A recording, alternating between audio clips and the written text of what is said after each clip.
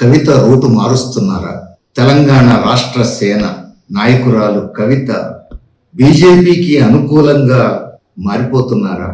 ఇప్పుడు లేటెస్ట్ పరిణామాలు చూస్తే ఇలాంటి ప్రశ్నలే ముందుకు వస్తున్నాయి. తాను బీఆర్ఎస్ లో నాయకురాలుగా ఉన్నప్పుడు తన తండ్రి కేసీఆర్ గారు లేదా తన కేసీఆర్ గారి చుట్టూ ఉన్నటువంటి ఇతర నాయకులు బీజేపీతో దగ్గరగా ఉంటున్నారని లేదా బీజేపీతో ఒప్పందం చేసుకున్నారని బీజేపీకి అనుకూలంగా వ్యవహరిస్తున్నారని ఆరోపణలు చేసి ఉన్నారు. అంటే వాటి ద్వారా తాను బీజేపీకి వ్యతిరేకమనే సంకేతాలు ఇచ్చే ప్రయత్నం చేశారని అనుకోవాలి. సరే, కొంతకాలం బీఆర్ఎస్ లో ఆ ఘర్షణ నడిచింది. ఫైనల్ గా తాను బీఆర్ఎస్ నుంచి బయటకు వచ్చారు. టిఆర్ఎస్ పేరుతో పార్టీ పెట్టారు. తెలంగాణ రాష్ట్ర సేన అని ప్రకటించుకోరు. మరి బీజేపీకి వ్యతిరేకంగానే ఉంటారు అని అందరూ ఆశిస్తారు. ఎందుకంటే డిఆర్ఎస్ లో తాను బీఆర్ఎస్ నాయకత్వంతో ఘర్షణ పడ్డప్పుడు బీజేపీతో అనుకూలంగా ఉంటున్నది బీఆర్ఎస్ నాయకత్వం అనే పేరు మీదనే చర్చ నింపారు. తాను లౌకిక విధానాలకు ప్రజాస్వామ్యానికి కట్టుబడతాను అనే సిగ్నల్ ఇచ్చారు, సంకేతాలు ఇచ్చారు. మరి ఇప్పుడు ఏం జరుగుతోంది?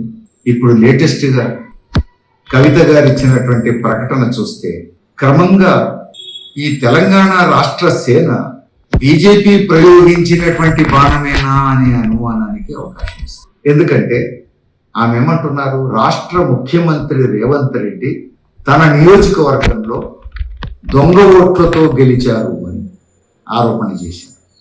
కర్ణాటక నుంచి వచ్చిన వాళ్ళ ఓట్లతో గెలిచారు అని ఆరోపణ చేశారు. కాబట్టి ఇప్పుడు ఏం చేయాలట? సర్ ఒక గొప్ప పని చేస్తోందట.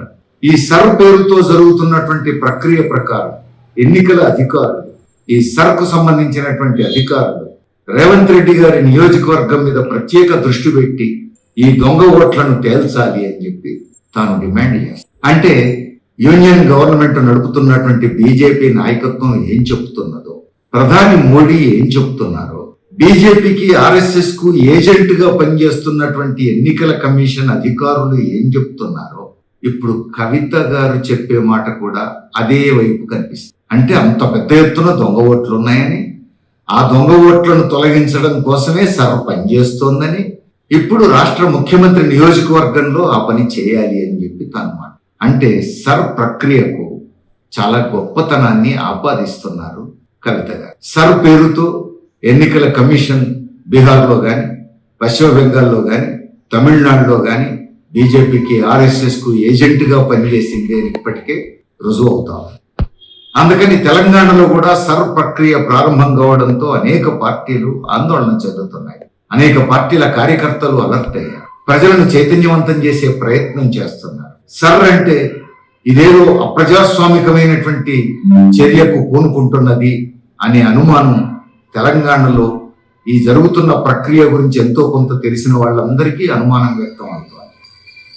ఆందోళన చెందుతున్నారు. తమ ఓటు ఉంటుందా పోతుందా అని ఆందోళన చెందుతున్నారు. ఇలాంటి సమయంలో సర్ ప్రక్రియకు షుగర్ కోటింగ్ ఇచ్చి ఇది చాలా గొప్పదని చెప్పేటువంటి ప్రయత్నం, అది రకరకాల పద్ధతుల్లో చేయొచ్చని కవిత గారు రుజువు చేస్తారు. రాష్ట్ర ప్రభుత్వాన్ని విమర్శిస్తున్నట్టుండాలి, ముఖ్యమంత్రిని విమర్శిస్తున్నట్టుండాలి. సర్ ప్రక్రియకు సర్ గొప్పది అని చెప్పకుండానే సర్ ప్రక్రియకు గొప్ప ఆ గొప్పతనాన్ని ఆపాదించాలి. ఇప్పుడు ఆ పని కవిత గారు చేస్తున్నారు. నిజానికి కవిత గారు ఏం చేయాలి? కొత్తగా పార్టీ పెట్టారు. అందులో బీజేపీ తప్పుడు విధానాలను వ్యతిరేకిస్తున్నామని చెప్పారు. మరి ఇప్పుడు రాష్ట్రంలో సర్ పేరుతో జరుగుతున్న ప్రక్రియ రానున్న కాలంలో ప్రజాస్వామ్యాన్ని మంటగలిపేందుకు చేసే ప్రక్రియలో భాగమయ్యే అవకాశం ఉంది అని కవిత గారు ఎందుకు అనుకోవట్లేదు? బెంగాల్ అనుభవం తెలియదా? బీహార్ అనుభవం తెలియదా? తమిళనాడు అనుభవం తెలియదా? కవిత గారికి ఇవేవి తెలియవనుకోవాలా? మరి అవన్నీ తెలిస్తే ఇప్పుడు కవిత గారు చెప్పాల్సిన విషయం ఏమిటి? రాష్ట్రంలో సర్ పేరుతో బీజేపీ ప్రక్రియ ప్రారంభించింది. బీజేపీకి ఏజెంట్ లాగా ఎన్నికల కమిషన్ వ్యవహరిస్తూ ఉంది. ప్రజలందరూ అప్రమత్తం కావాలి, తమ ఓటు హక్కును కాపాడుకోవాలి, ఈ అప్రజాస్వామ్య ప్రక్రియ పట్ల 1000 కళ్లతో జాగ్రత్త పడాలి అని ప్రజల్ని అప్రమత్తం చేయాలి కదా. అప్రజాస్వామికంగా ఓట్లు తొలగిస్తే మనం పోరాడడానికి సిద్ధంగా ఉండాలి, బీజేపీని నమ్మద్దు, ఎన్నికల కమిషన్ వ్యవహారం అనుమానాస్పదంగా ఉంది, తొత్తడం చేస్తున్నది అని ప్రజలను అప్రమత్తం చేయాలి కదా.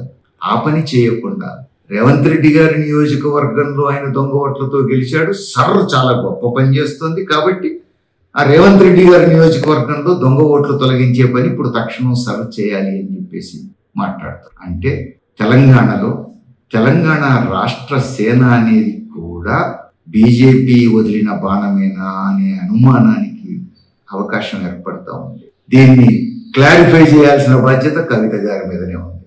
లేకపోతే ప్రజలు అనుమానించక తప్పదు.